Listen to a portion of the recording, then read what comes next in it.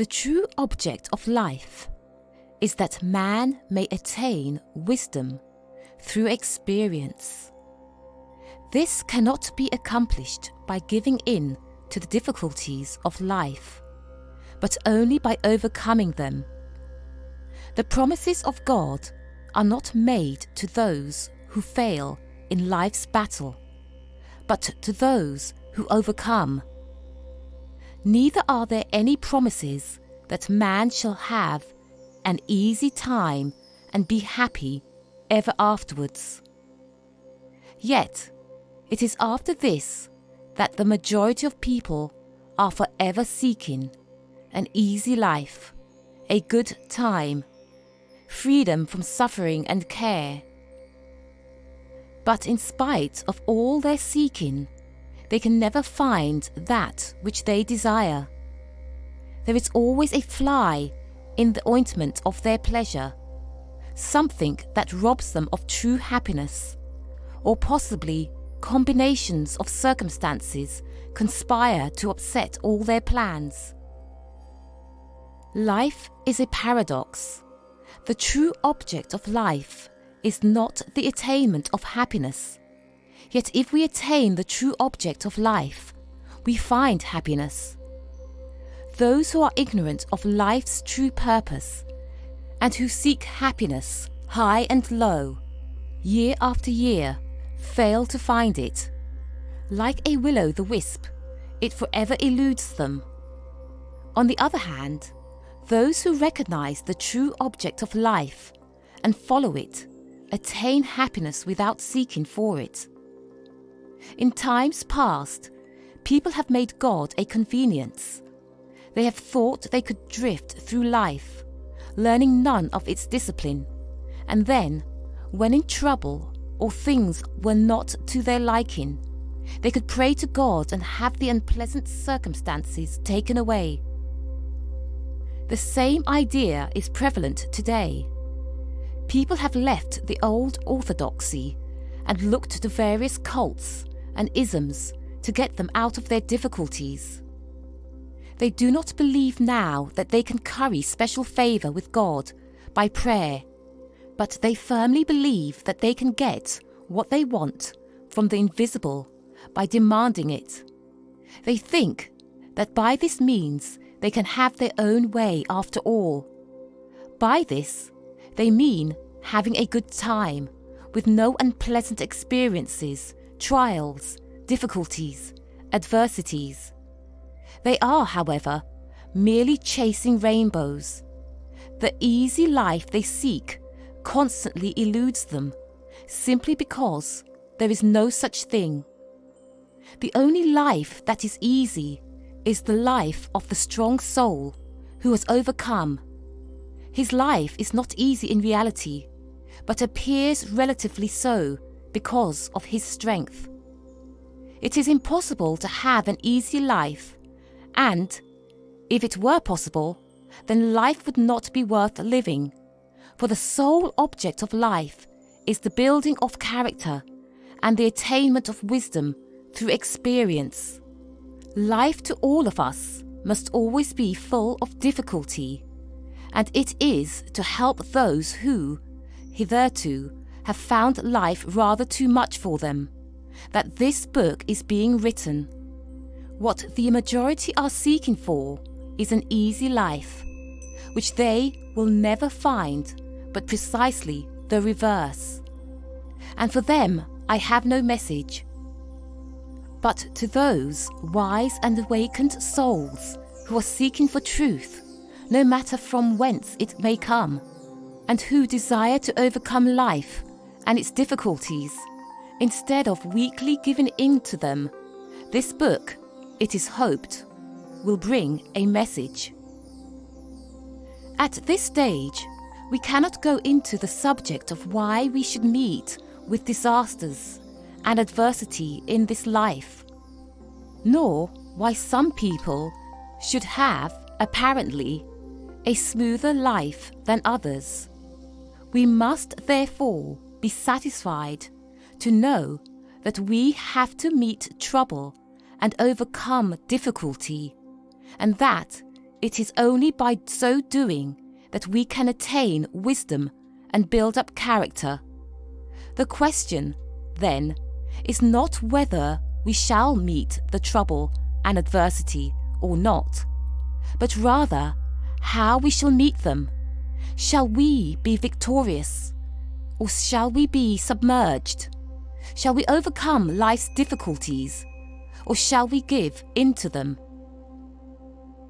The majority of people are drifters on the sea of life. They are wafted here and blown there. They are also carried hither and thither by every current. It is only the few who realize that they have the power of the infinite within them, by which they can rise superior to all their difficulties, overcome their own weaknesses, and through victorious experience attain wisdom. At this point, some practical reader may say that attaining wisdom is all very well, but what he wants is practical help. He is perhaps out of work, has sickness in his house, and is in debt. Or he may be well-to-do, and yet in the deepest distress and misery.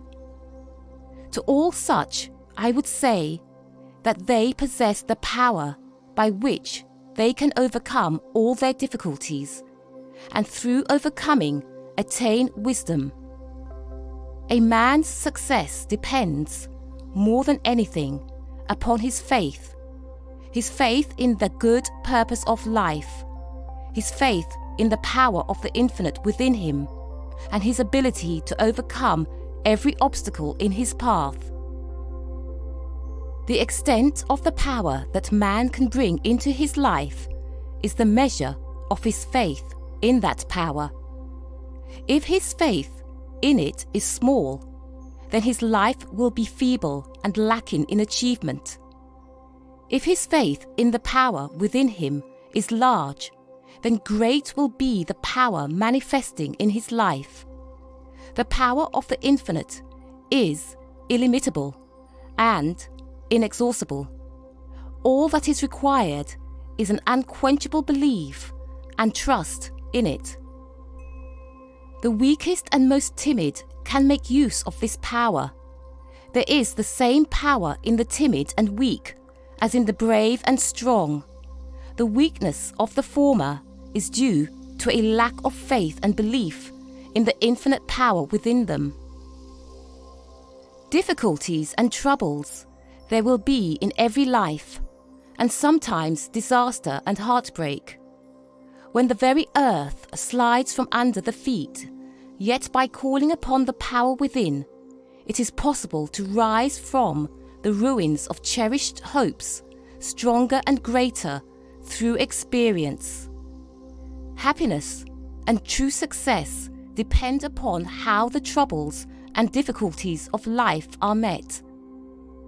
Adversity comes to all, but if it is met in the right manner, even failure can be made the stepping stone to success. Trouble comes to all, but while it makes some people stronger and better in every way, it submerges others so that they never rise again. The trouble is the same. It is how it is met that makes the difference. Those who meet difficulty and adversity in the feeble strength of their finite minds and false personality are speedily overwhelmed and broken by the storms of life. But those who rely upon and have faith in the power within them can never be overwhelmed, neither can they ever be defeated. The power, being infinite, is always sufficient, no matter how great the need may be. One who realizes his own real spiritual identity knows that he can never die, that he can never be defeated, that he can never really fail. He may lose his body through the change that is called death, but he, the true man, can never die, neither can he fail. Though he be defeated 1,000 times, he must rise again. Only have faith in the spiritual power within you, and you can know all the joys of overcoming and achievement. All things will become yours. Seek first the kingdom within you, your spiritual union with the infinite and harmony with the divine will and purpose, and all these things shall be added unto you. You will have no need to fear the morrow, for you will know that all provision has already been made. There will be no need to hoard up wealth, for there will be the necessary daily supplies always available. There will be no need to live near a doctor, for God, the infinite life, shall be your health. There will be no need for regret or lamentation, for you shall know that all is well. There will be no fear of future happenings, for you shall realize that the Infinite One makes no mistakes. End of chapter 2.